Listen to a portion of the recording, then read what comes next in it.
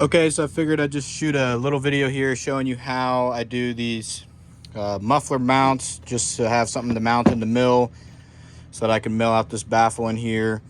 So all this is just a piece of oak wood block. If you're going to do it out of a piece of oak, which I think is the best, you just need to pre-drill your holes because you don't want to crack this wood. Oak is pretty hard.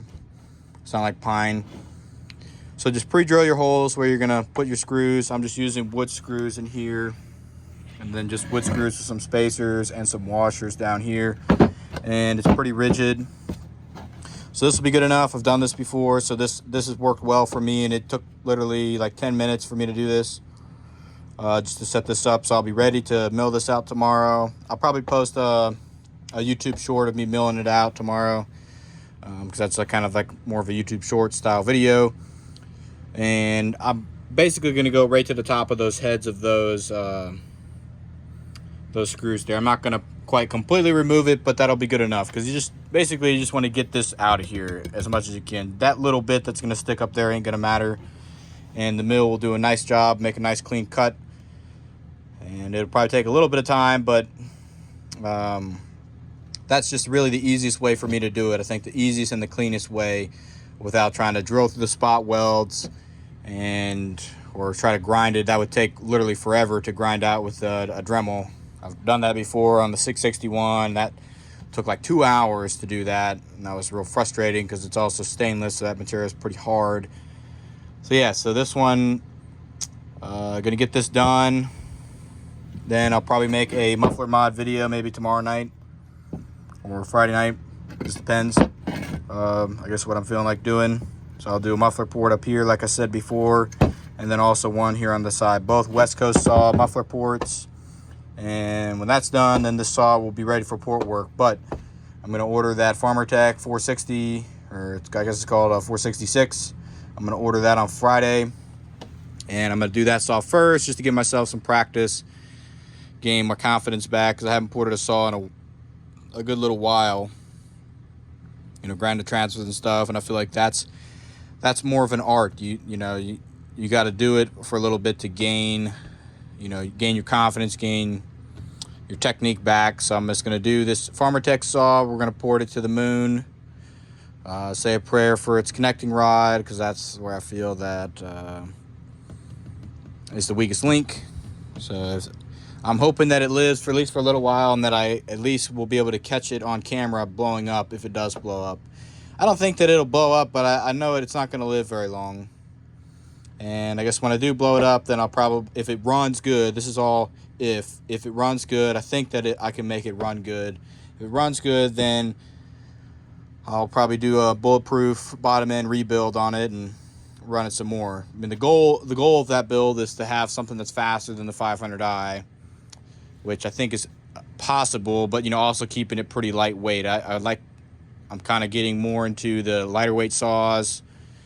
I used to run that 661 back there all the time. That was my main firewood saw, just because it was just so much faster than my 361 and 036. So what I'm after now is the lightest weight, fastest cutting saw out there. And 16 to 20 inch wood. That's really the range of the wood that I'm cutting the most.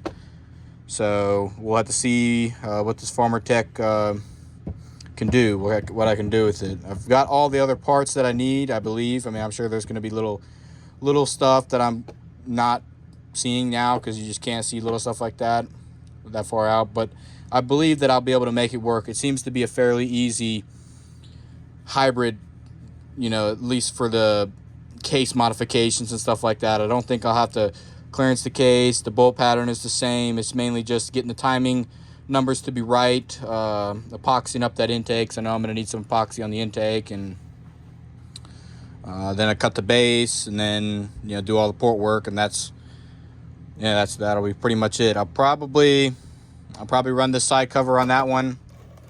I'll pull the bark box off of this one, so I don't have to do a muffler mod. I know I'm going to have to modify the mount on the back of the muffler, so you can't quite see, but on the back here, I know that I'm going to have to modify that, because the position of the cylinder is going to be different with that taller piston.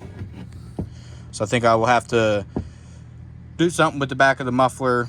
That'll probably also be I guess the most difficult part is getting the muffler to line up, because my goal is to have it so that the top cover fits on and I don't have to trim a bunch of fins. I'll like to just cut the plastic out inside the top cover there, this cover right here.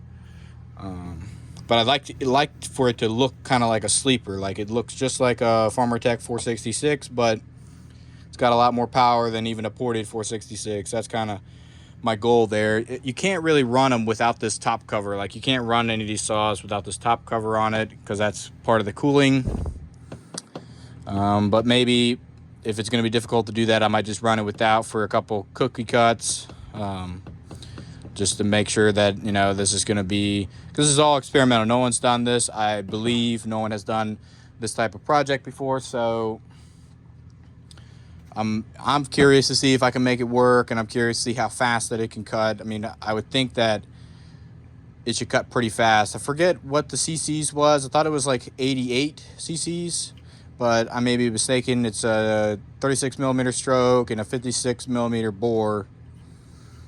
So I know this one, yeah, 98 or 88 seems about right, because I think this one's 91. That's a 38 millimeter stroke. But your main, cc increase is by, the bore, because of that circumference, or I mean, not circumference, the area of the circle. And you times it by the height, that gives you the volume.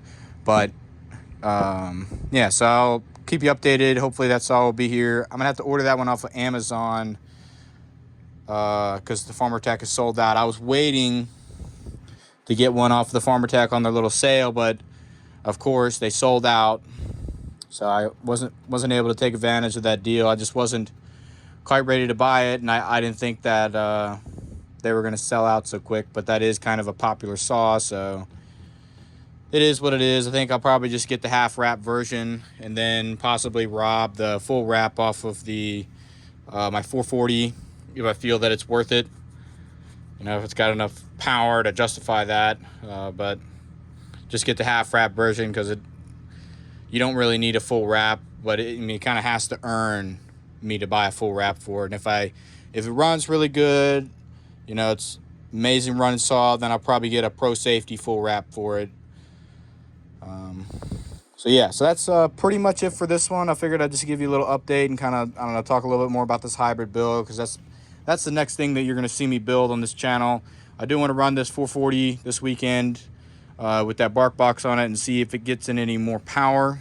So stay tuned for that. I probably won't do too much cutting, but I'll cut a little bit with it, just so I can feel whether it's, more powerful than what it was. It definitely shouldn't be any less, put it that way. So yeah, so that's pretty much it for this one. Kind of just a little update of what's going on. Thanks for watching.